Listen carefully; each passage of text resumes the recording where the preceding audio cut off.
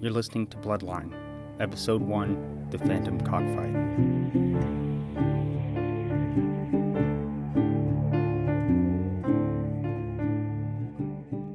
I grew up on a farm called Macedonia Meadows down in Long Island, New York. I was born in 1972, and my family was on that farm from 1968 to 1978, 1979. And I got into the chickens. I was just a kid, and there was a man that came to the farm with this blinked white rooster. The bird was fought. Back in those days, people from New York City would walk their game fowl out on the farms on Eastern Long Island. He said it was like a $10,000 rooster.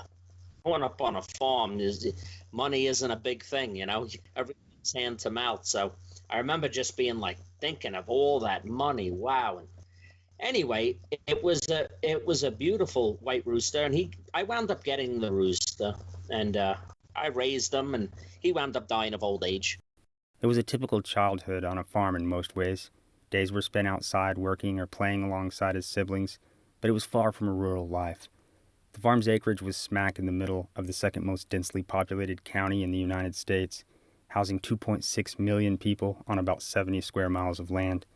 Residential housing surrounded the acreage before Tommy was born in the mid-1970s and began to encroach throughout his childhood.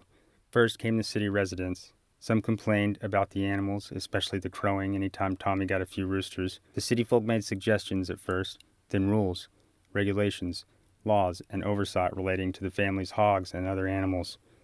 Eventually the rules became too much to manage, pushing the family off the farm. It's a family affair on a farm. When one brother's having a hard, another brother picks up, or vice versa, whatever. It's a family unit. And in this country, we've gotten away from the family unit, just like people are getting away from church.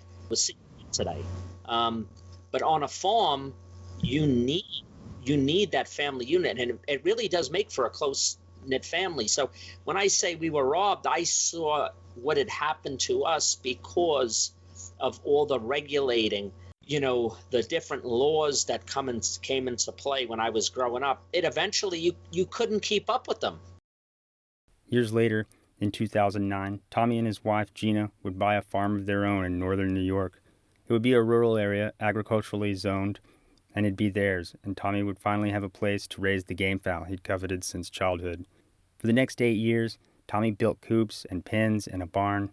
He woke each morning to the sound of his prized gamecocks crowing, and for the first time in his life, he didn't have to worry about the sound upsetting any city-minded neighbors, or some suit stopping by to tell him how to run his farm. He had about 100 chickens, 30 roosters and 70 hens, and when Tommy wasn't working his day job, he was usually in the chicken yard, tending to the birds day and night. He registered with the New York State Ag Board, permitting an official to come periodically to inspect the flock, and he ran a tight ship. The grounds were well kept, the barn and pens were painted and inspected regularly for signs of wear. He got along well with his neighbors and competed in poultry shows. Life was good. But after nearly a decade on the farm, living his dream, people from the big city would again come knocking. It was May 23rd, 2017. It was 6 o'clock in the morning, and my wife and I were drinking coffee, and I get this knocking on the door. We were just getting ready to go to work, both of us. Get this rapping on the door. So I thought it was the neighbor at first. I thought one of the neighbors were coming over for milk or something. I didn't know what it was, So a guy comes rushing in with a piece of paper, search warrant. Investigators, along with about 40 ASPCA employees, combed through the property, confiscating anything of interest in their case, including cell phones, computers, most of Tommy's game fowl library, magazines, books, videos, art, and heirloom collectibles. The chickens would be gone too, taken to an undisclosed location. The officers told Gina she could leave for work. They left Tommy on an empty farm with few answers. They take you into custody? No, they didn't. They couldn't. I told them to put the cuffs on me. I said, well, you might as well take me in. A day passed, then a week. No indictment, so they waited. June came and went. Then most of July ticked away, and the couple allowed themselves to hope the whole nightmare would blow over until on July 20th, the indictment and arrest warrant were issued by a federal judge in New York City, 320 miles removed from the Carrano's farm. Tommy was charged with conspiracy to violate the Animal Welfare Act's animal fighting prohibition statutes. You know, they were saying I was an international leader of cockfighting because of Facebook messages of people asking me about my chickens or talking. How does that make me an international leader? It would be the start of a year-long court battle with Tommy and Gina taking off work to make regular trips into the city, a 5.5-hour drive each way on a good day. The government offered a plea deal, but Tommy remained unwavering about his innocence. A fellow cocker started a Facebook page, and showing flashes of its pre-prohibition ardor, the gamefowl community gathered around $50,000 in a couple of weeks to help the couple shoulder the cost. It was a modest sum and wouldn't cover everything, but it'd be enough to cover Tommy's entry fee into the fight for his freedom. Many of you have heard or read about Tommy and his case. Today we will begin our series about gamefowl and the law by taking a closer look at this test case, which advanced the judicial reach over farmers in the country into the realm of conspiracy to violate animal welfare laws. I'm not a lawyer, so none of this is legal advice or counsel, just a layman's look at the situation. The information discussed is for historical and educational purposes only.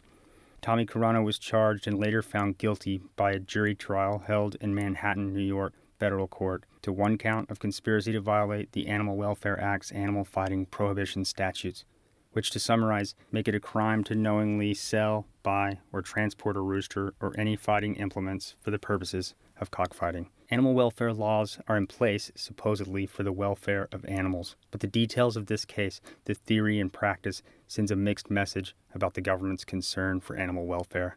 The question we should be asking ourselves as we read about this case is not, is it possible Tommy's guilty, but is it possible he's not guilty? Is it possible for a U.S. game farmer to raise game birds for hobby or show, or to preserve bloodlines within the confines of the law without fear of prosecution?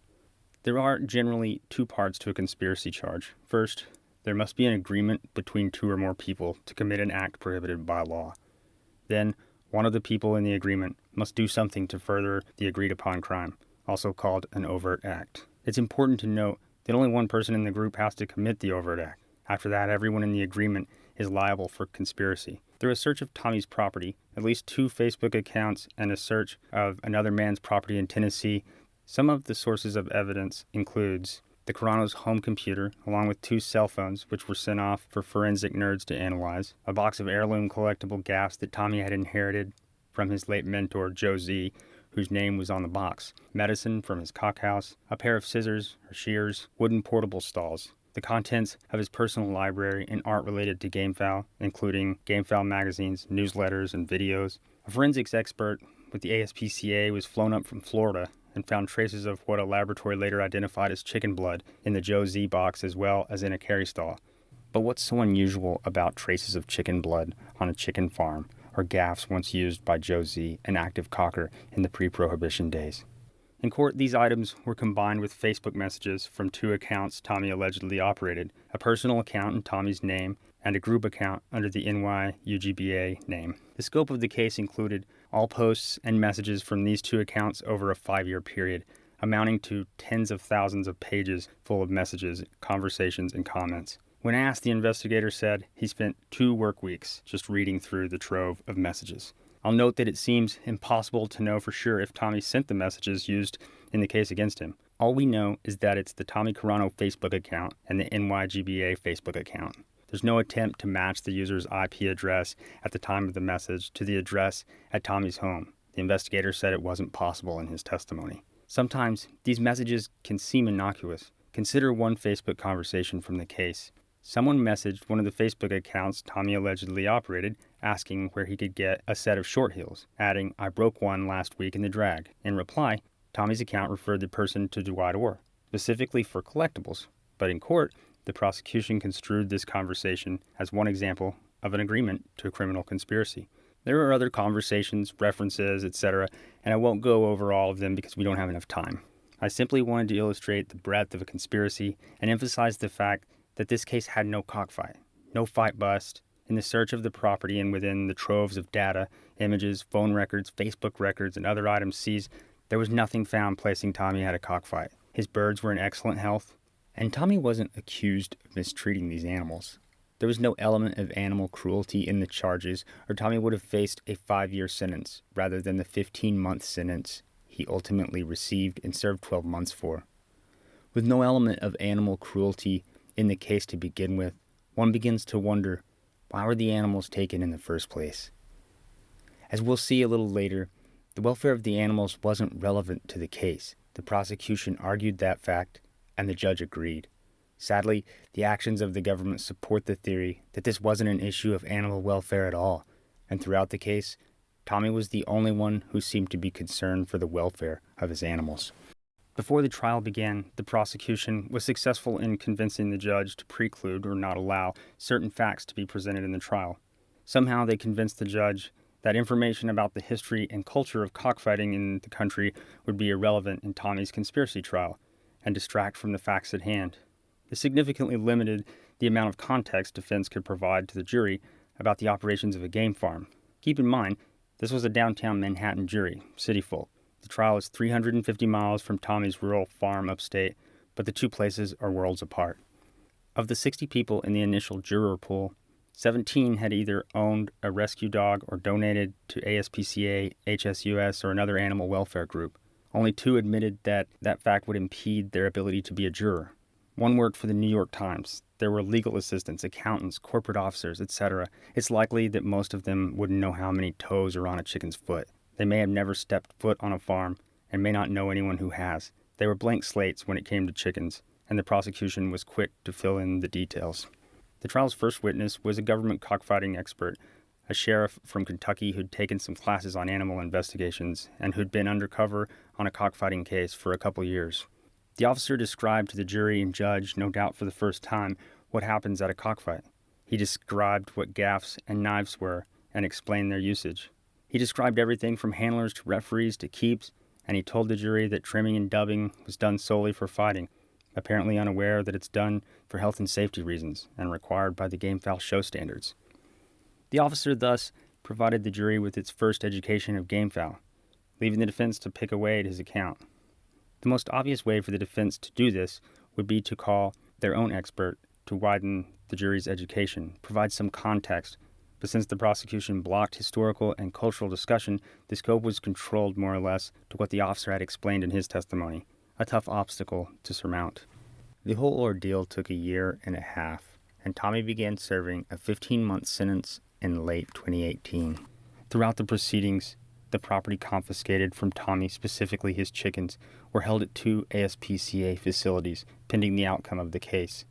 Concerned for his property, and well aware of the time, effort, and facilities required to tend the birds, Tommy requested to visit the facilities and inspect the confiscated animal property. After 6 months, Tommy and poultry expert Anthony Saville were granted access to the 2 facilities for a visual-only inspection. What they saw inside was beyond what either had imagined. That was a borderline traumatizing thing to see these birds that you've raised for years and years. I mean, the care and the day-to-day. The pale-faced, stagnant birds cowered in the shadows of brick cells with cement floors and no natural light. Some were gone. Anthony Saville founded and authored the American Gamefowl Society's Show Standards and is a certified show judge with the Oxford Old English Game Club, as well as the South African Poultry Association. Saville accompanied Tommy on the walkthroughs. Absolute stupidity on their part. They don't know what to do. You've got gamefowl, you can't let them get to each other. Right. So they just let them fight and then continue to fight right down to the stage of where, if you know a gamecock, he'll actually have his own foot off just in fighting. So it was absolute neglect. In his report to the court, Saville pointed out numerous injuries, such as scalped roosters, knobby, injured feet, missing toes, gimp legs, and missing spurs, all telltale signs of roosters that had fought through wire partitions.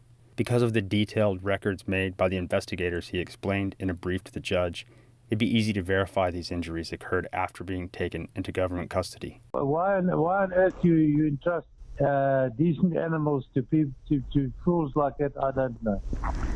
The judge, however, granted the prosecution's request to prohibit any testimony about the care of the birds had received since being confiscated by the government, on the grounds that it had no relevance to Carrano's conspiracy case and risked creating a trial within a trial. It was a separate issue, they said. And maybe that argument makes sense on paper, but the whole thing stinks of hypocrisy. There's some verifiable evidence presented that the state could have, either through neglect or direct activity, caused the birds to fight, that the facilities were inadequate and the flock was unhealthy, decimated since entering the state's care, while their owner stands trial merely for conspiring to violate animal welfare law. Where's the justice in that? I must tell you something. What was done here, in my opinion, was a complete miscarriage of justice. And maybe you can call me biased, you can call me whatever the heck you like. I don't have an agenda, man. But as far as things were concerned, I think they wanted a test case, and they used this as a test case. And now imagine the Manhattan Federal Court, that's downtown New York, okay, making a decision on agricultural matters, right? And then to find the man guilty of conspiracy to cockfight. Absolute nonsense. I've seen some photos from the facilities, and I agree with Saville's expert opinion. In one, a full-grown rooster with a towering straight comb stands next to his feed container, which is made for baby chicks and dispenses feed beneath 1-inch circular holes in the plastic, not near large enough for the cock's head with a tall comb to reach in and eat. Tommy would later argue successfully in court to have the birds returned to his family rather than be destroyed at the ASPCA facilities. We got, when it all came back, we got way less than half, maybe a quarter of the birds back. I'll post some photos or video along with Saville's precluded testimony to the court on the website at bloodlinepodcast.com, and I encourage you all to see for yourselves. As I've already mentioned, Tommy would eventually be found guilty of one count at the trial and has since served a year in prison and is now on probation that prohibits him from tending to his chickens, but he's eager to get back. He won't, however, be returning to the role of a quiet farmer, taking inspiration from the gamecocks he owns. He's been spurred on by the ordeal. Don't feel bad for me. I'm not ashamed. I love what I do. Right. These people came here and destroyed a farm, or thought they were going to destroy a farm, because they didn't destroy anything. They're helping me. You know, this whole thing is going to help me to get on a way that the education can, you know, really be at a whole nother level that the gamefowl community has never seen before. Tommy's been working to organize and educate farmers across the country about the current state of animal law. He started a website, gamefowlpreservation.com. He's appeared twice on the popular radio and podcast segment Loose Tales with Trent Loose, and has been very active in lobbying for changes alongside the gamefowl as well as the larger agricultural communities. To see Tommy's latest projects or to get involved, visit his website, gamefowlpreservation.com. I'll post a link to Tommy's site as well as his interviews with Luce and supplemental documents and media for this episode at bloodlinepodcast.com. One programming note, I had initially planned to continue our series on gamefowl and the law with an episode next week about how they outlawed cockfighting in Oklahoma. But I've decided to delay that a week or two to get to some more recent news. Instead, we'll continue our analysis of present-day federal law with some updates on the Puerto Rican gamefowl community's case in federal court. I'd like to give a special thanks to Tommy Carrano and Anthony Saville for making this episode possible. Music in this episode is by Lobo Loco, You Get the Blues. Bloodline is created by me. If you'd like to join me on the show to talk about any of the above topics or any other topic of cultural, historical, or personal relevance to the gamefowl community, let me know. Find my contact information on the website at bloodlinepodcast.com. Thanks for listening. Y'all keep them growing, and Merry Christmas.